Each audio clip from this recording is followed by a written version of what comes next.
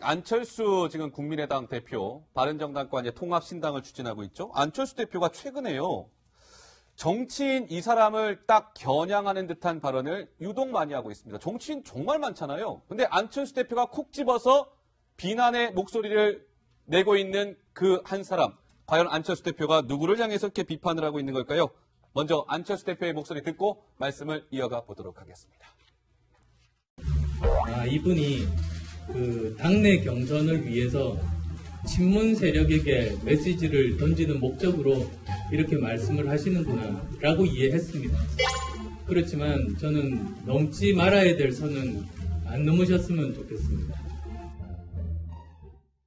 안철수 대표가 유독 요즘에 박원순 서울시장을 향해서 넘지 말아야 될 선을 언급하면서 계속 비판을 하고 있어요. 하정대 부국장. 뭔가 이게 정치적 의미가 있어 보이거든요. 그러니까요. 예. 어떻게 보면은 지금 국민의당이 과연 바른정당하고 통합을 해야 되느냐 말아야 되느냐 그걸로 엄청나게 많은 반발을 내부에서 받고 있잖아요. 예. 그래서 당내에 지금 문제도 많은데 왜 박원순 시장의 그 미세먼지 대책과 관련해 가지고 예. 이렇게 박원순 시장하고 각을 세울까?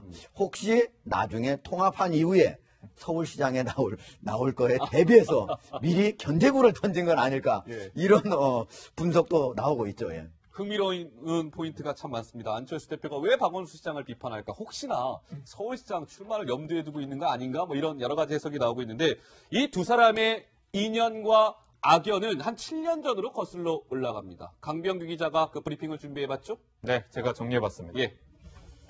저 때 정말 생각납니다. 수염 길렀던 박원순 서울시장. 자, 이때 지금 박원순 시장이라고 알아볼 수 없을 정도로 털이 정말 많았습니다. 근데 그때 2011년 당시에 서울시장 보선 후보에서 이제 두 사람이 단일화를 하는 장면인데, 자, 결국 결과는요.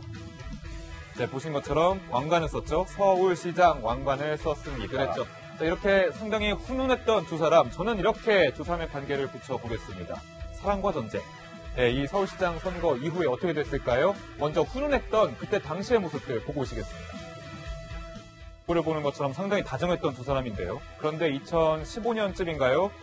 더 이상의 연대는 없다. 두 사람이 갈라지기 시작했습니다. 그때 당시에 새정치민주연합에서는 이제 당내 그런 분열을 봉합하기 위해서 문, 안, 박, 문재인, 안철수, 박원순의 쓰리톱 연대를 제안을 문재인 당시 대표가 했었는데 박원순 시장 그때 알겠다, 연대하자라는 뜻을 내비쳤지만 안철수 대표 당시에는 못하겠다라고 거부를 한 겁니다. 그러면서 새정치민주연합 당시 그 당을 이제 나가게 됐고요.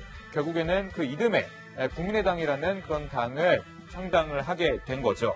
자, 지금 보시는 것처럼 요 과정을 거쳐서 지금 결국 분열이 된 건데요. 자, 시간은 흘러서 이렇게 또 변했습니다. 우린 이제 남이야 라는 그런 노래도 있잖아요. 두 사람이 등을 지고 있는데 2016년 11월 모습인데요. 이 두 사람이 이제 조기 대선을 앞두고 각각 당의 후보가 돼서 나오는 겁니다. 일단 예비 후보였지만 더불어민주당 예비 후보로서 박원순 시장 출마를 이제 했고요. 그리고 안철수 대표는 당시에 국민의당 대선 후보까지 올라서 각자 다른 편에 서서 이렇게 대선까지 치렀습니다. 다음 한번 보실까요? 자, 더 이상의 단일화는 없는 것 같습니다. 결국 이제 선거 때마다 이번 서울시장을 앞두고도 또다시 두 사람 부딪히고 있는데 선거 때마다 두 사람의 갈등이 되풀이되고 있는 거 아니냐 이렇게 볼 수 있을 것 같습니다. 알겠습니다. 자, 이제 사실 안철수 당시 이 대표가 이제 양보를 했기 때문에 박원순 서울시장이 아까 강병규 기자 말대로 왕관을 쓸 수 있었던 거죠. 그러니까 이번 이 6월 13일 지방선거는 그렇지 않을 것 같아요. 근데 여기서 중요한 포인트는 안철수 대표가 그럼 정말 서울시장 후보로 출마를 할 것이냐 이 부분인데 하겠다는 얘기도 안 하고 안 하겠다는 얘기도 안 하고 약간 막 그냥 여운을 남기고 있어요. 네. 그 말을 직접 했습니다. 한다고 한 적도 없습니다. 안 한다고 한 적도 없습니다. 이랬었는데 오늘은 뭔가 할 것 같은 뉘앙스의 말을 한 번 더 했는데요. 오늘 라디오 인터뷰에서 이런 얘기를 했습니다. 출마를 결심한 상황은 아니다. 하지만 통합이 되면 당을 위해 어떤 일이라도 하겠다라고 말을 한 건데요. 지금 사실 국민의당과 바른정당이 통합을 하게 되면 그 통합된 신당에서 지방선거 후보를 내놔야 하잖아요. 그런데 서울시장 후보는 중요한 자리이기 때문에 누구라도 안 나설 수 없는 그런 상황입니다. 예. 그런데 원외에 유승민 의원이 있기 때문에 원내는 유승민 대표가 이제 의원으로서 책임을 지고 그렇다면은 존재감이 있고 좀 무게감이 있는 안철수 대표가 나서지 않을까 이런 얘기들이 나오고 있어서 네. 지금 의견 수렴을 한창 하고 있는 과정이다 이런 얘기들이 전해지고 있습니다. 제 어떤 직감으로는 굉장히 지금 안철수 대표가 고민을 많이 하고 있는 것 같아요. 근데 아니, 이제 예. 이번 서울시장 네. 선거 같은 경우는 원래 이제 서울시장이라고 하는 지방자치단체의 광역시장이지 않습니까? 예, 예. 그런데 자기가 서울시장을 하다가 갑자기 대통령 후보로 나서겠다 하면 중간에 임기를 그만두게 되면 비난이 많거든요. 예. 근데 이번 같은 경우는 만약에 당선이 된다. 그러면은 대선 직전에 그만두게 되는 거예요. 아, 그러니까 2022년 6월이면 딱 그만두게 되면 2022년 그 다음에 예. 대선 딱 그 다음에 대선할 때가 약 여유가 있거든요. 예, 예. 그러니까 어느 경우에도 누구도 서울시장을 했을 때 상당히 유리한 고지에 다가서게 된다. 다른 때에 서울시장하고 그러니까 대통령 임기 5년 예. 그리고 단체장 임기 4년이기 때문에 이게 안 맞을 때는 상당히 부담이 되면 이번 같은 경우는 절호의 기회다 이렇게 볼 수가 있는 거죠. 서울시장을 거쳐서 딱 대선에 출마할 수 있는 그렇죠. 이게 시기적으로 딱 맞는다는 말씀이신데 자 그런데 안철수 대표 입장에선 제가 좀 고민이 많을 것 같다라고 말씀을 드린 이유가 있습니다. 그래픽 화면을 한번 보겠습니다. 자 보면은 내일이 서울시장 선거일이라면 누구를 뽑으시겠습니까? 3자 대결을 붙여봤어요. 가장 최근의 서울시장 여론조사입니다. 박원순 시장이 뭐 압도적으로 높죠. 저 조사만 놓고 보면 50점이. 황교안 전 국무총리는 뭐 출마하겠다 안 하겠다 그냥 조용히 있는데 어쨌든 28.4%가 나왔고요. 안철수 대표는 한 자릿수대예요. 9.4. 강병규 기자. 네. 두 자릿수대를 돌파를 못하고 있네요. 저 조사만 보면. 그렇죠. 예. 이제 일단은 뭐 방금 말씀드렸지만 일단 인연이 있었던 박원순 시장한테도 상당히 많이 여론조사 결과는 뒤처지고 있고 심지어 황교안 전 총리한테도 이제 출마선을 발표하지 않았던 이 전 총리도 28.4%로 이제 자기보다 크게 앞서고 있는 상황이잖아요. 예. 그렇기 때문에 안철수 대표 같은 경우는 이제 당을 이제 통합을 하는 것을 떠나서 이제 더 나아가서 뭔가 한 걸음 더 나아가야 되는 정치적으로 한 수를 더 둬야 되는 그런 상황 아니겠습니까? 존재감을 드러내기 위해서. 그렇기 때문에 서울시장이 가장 유리한 안이라고 본인은 생각을 할 수 있는데 예. 지금 자신의 뜻과 좀 다르게 여론조사가 좀 불리하게 나오는 걸 보면 예. 상당히 고민이 많지 않을까 이렇게 생각해 볼 수 있을 자 것 같아요. 그런데요. 예. 이게 원래 이제 안철수 후보가 박원순 시장한테 서울시장 후보직을 내줄 때 예. 당시 박원순 시장의 지지율은 5% 정도였어요. 아. 그런데 후보 양보하니까 양보하니까 바로 확 올라간 거죠. 예, 올라갔잖아요. 그러니까 예. 정치라고 하는 게 지금 5개월 이상 5개월 가까이 남아있기 때문에 예. 저기 있는 지금 현재 지지율이라고 하는 건 나중에 어떻게 바뀔지 모른다. 이렇게 예. 말씀드릴게요. 그러니까 지금 여권은 어떻게 보면요. 행복한 좀 고민을 하고 있는 것 같아요. 왠지 아십니까? 후보가 너무 많아요. 많아도 너무 많습니다. 한국당은 지금 누가 나올지 알 수가 없는데 여권의 서울시장 후보 민병두, 박영선, 박원순, 정봉주, 정청래 뭐 등등 이렇게 있습니다. 그런데 지금 저 여권 서울시장이 누가 적합하느냐 이런 지지율을 물어도 박원순 서울시장이 노은지 기자 뭐 친문 후보들을 월등히 앞서는 모양새입니다. 예. 지금 근데 누가 서울시장으로 적합하다고 생각하느냐, 뭐 당장 내일이 선거라면 이런 전제가 붙잖아요. 근데 하종대 국장도 얘기를 하셨지만 5개월이나 남았고 지금 사실 박원순 시장이 계속해서 언론에 좀 이제 공개적으로 나서면서 여러 가지 서울시 정책을 홍보하고 있습니다. 그렇기 때문에 현직 시장에 프리미엄이 붙었다라고 볼 수 있을 것 같고요. 예. 그렇기 때문에 지금 박영선 의원을 비롯해서 그 출마 선언 시기를 좀 빨리 하면서 여러 가지 이제 대책들을 많이 내놓고 있는데 일단 예. 현역 프리미엄에서는 월등히 앞서고 있다 이렇게 볼 수 있을 것 같습니다. 그래서 그런지 하종대 부국장 여권에서 이제 박원순 시장을 제외한 다른 지금 출마 후보자들이 있잖아요. 네. 일제히 똘똘 뭉쳐가지고요. 지금 박원순 때리기에 뭐 여념이 없는 것 같습니다. 그렇죠.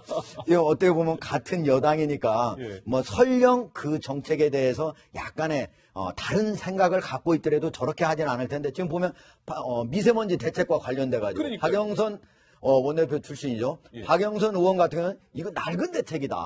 예? 예. 그리고 또 우상호 원내대표 저기 출신인데 예. 그런데도 강남 재건축 이거에 대해서도 지금 예. 강남에서 계속 지금 집값이 오르고 있잖아요. 재건축 허가해줘서 예. 집값 이렇게 부풀려놨다 박 시장이. 그렇죠. 오히려 실패작이다 이렇게 얘기를 하고 있고 예. 서로 지금 각자 또 이제 민병두 의원 같은 경우도 청년주택 이거 사업주한테만 큰 혜택이 있다. 청년들한테 별로 혜택이 없다. 이렇게 박원순 시장의 각종 서울시 정책에 대해서 아주 칼날을 세우고 있는 상태입니다. 자, 박원순 시장도 가만히 있을 수 없겠죠. 이렇게 협공이 들어오자 오늘 서울시청 기자회견장에 박 시장이 모습을 드러냈습니다. 그 목소리 듣고 오시죠. 공중에 떠다니는 침묵의 살인자. 7 발암물질을 무기력하게 보고만 있어야 하니까 논쟁보다는 행동이 필요합니다. 넉장대보다는 과잉대응이 맞습니다. TBS에서 상시적인 업무를 하는 비정규직은 정규직화합니다. 또한 프리랜서라 하더라도 정당한 근로조건과 처우를 받을 수 있도록 개선할 것입니다.